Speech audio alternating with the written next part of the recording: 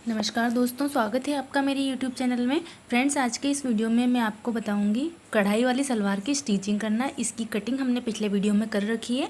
अगर आपने अभी तक वीडियो नहीं देखा है तो आप जाके देख सकते हैं। इसकी कटिंग हमने फुल डिटेल के साथ उस वीडियो में बताई है। इस वीडियो में मैं इसकी स्टिचिंग बताने वाली हूँ। तो इसके लिए हमने जो 4 कलियाँ इस तरीके से छोटी छोटी कटिंग कर रखी है, दोनों तरफ के पार्ट में अटैच करने के लिए।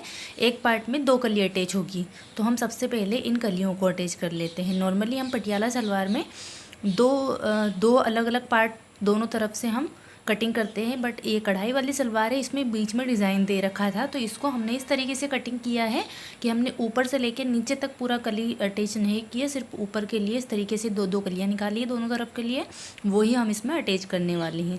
तो सबसे पहले तो हम दोनों तरफ की दोनों कलियों को अटैच कर लेते हैं।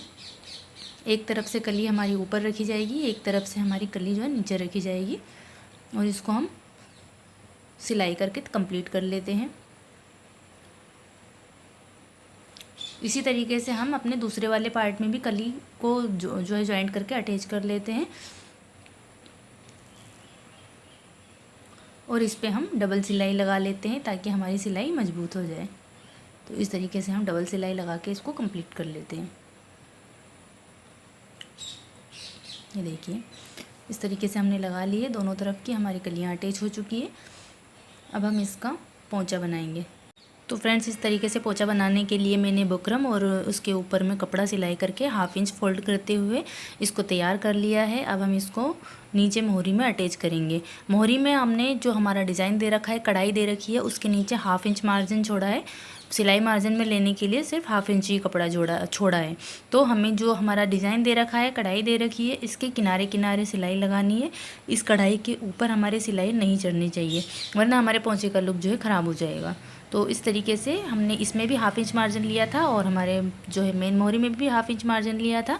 वो सिलाई करने के बाद में हम इसको अंदर की तरफ को फोल्ड करेंगे, और ऊपर की तरफ से एक नीचे को टॉप सिलाई लगा देंगे। तो हम इसकी सबसे पहले नीचे सिलाई लगा के कंप्लीट करेंगे, उसके बाद में हम ऊपर को लगाएंगे। तो इस तरीके से अच्छे तरीके से हाथों से प्रेस करते हुए हमें सिलाई लगाना है। इसमें सल नहीं आने चाहिए, तो इस चीज़ को ध्यान में रखते हुए हम अच्छी तरीके से हाथों से की हेल्प से इसको सेट करते हुए सिलाई जो है कंप्लीट कर लेंगे। ये देखिए, कितना फिनिशिंग के साथ में हमारी सिलाई कंप्लीट हो चुकी है। और जो ये कढ़ाई है, इसमें सभी कपड़े में एक जैसी नहीं दी रखी थी, थोड़ी थोड़ी टेढ़ी मेढ़ी भी हो सकती है।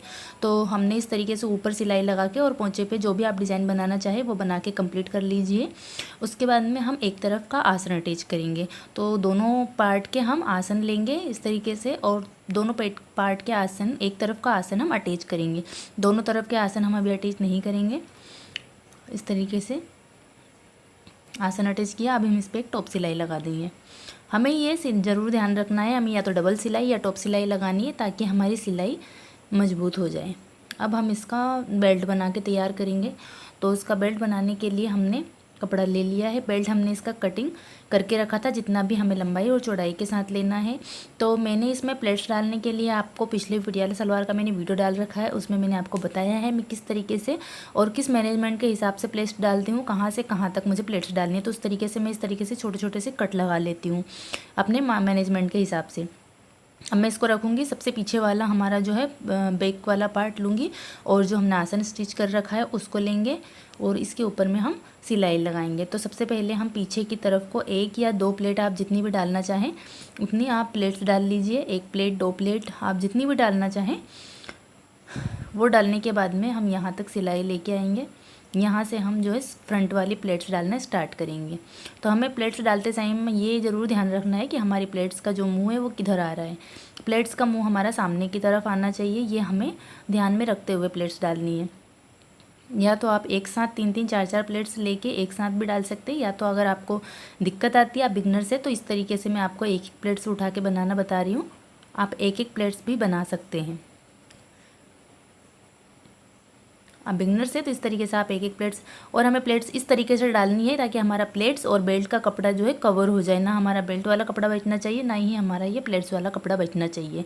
दोनों कपड़े लास्ट में जाके बराबर पे आ जाने चाहिए। इस तरीके से हमें प्लेट्स को अरेंज करना है। इसी तरीके से हम दूसरी तरफ भी डालेंगे, पीछे से डालना स्टार्ट करेंगे। उस तरफ को आपने जितनी भी प्लेट्स डाली है, 1 डाली है, 2 डाली है, उतनी ही हमें इस तरफ भी डालनी है। जो हम पीछे को प्लेट्स डाल रहे हैं इनका मुंह हमारा पीछे की तरफ होना चाहिए, और जो हम फ्रंट में प्लेट्स डालते हैं उसका मुंह फ्रंट की तरफ होना चाहिए। तो इस तरीके से हम, ये देखिए हमारा फ्रंट की तरफ में प्लेट्स का मुंह रहेगा। तो ये लास्ट तक हमने प्लेट्स डाल के कंप्लीट कर लिया, और देखिए हमारा दोनों कपड़ा बराबर आ रहा है।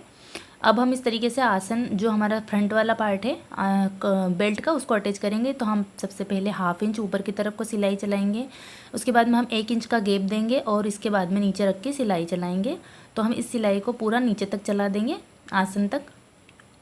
बेल्ट के साथ में आसन भी अटैच कर देंगे,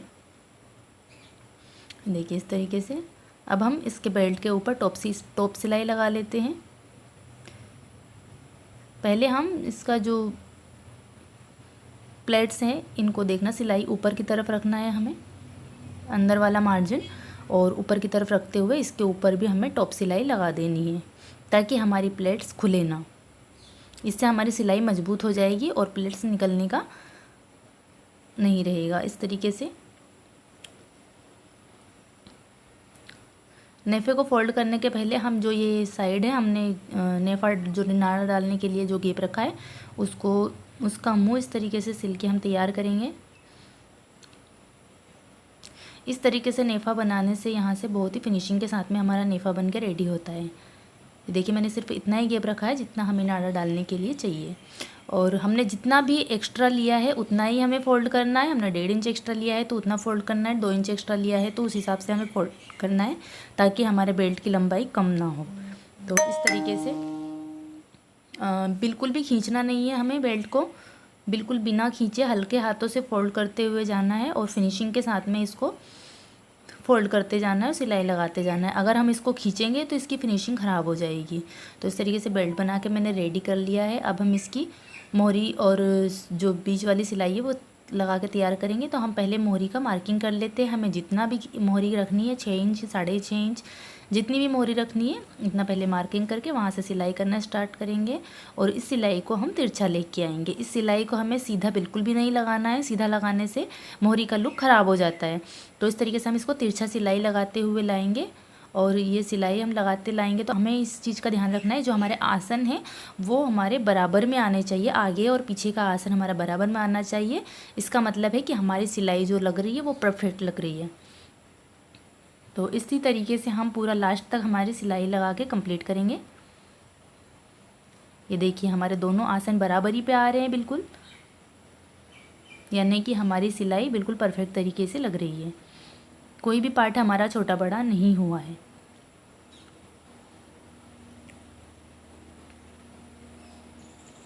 तो इसी तरीके से हमें सिलाई को लास्ट तक लगा के कंप्लीट करना है, और इधर भी हमें सिलाई लगा के ये मोहरी का ध्यान रखना है। मोहरी हमें उसी मोहरी के हिसाब से लगानी है। और ये देखिए हमारी सलवार का फाइनल लुक।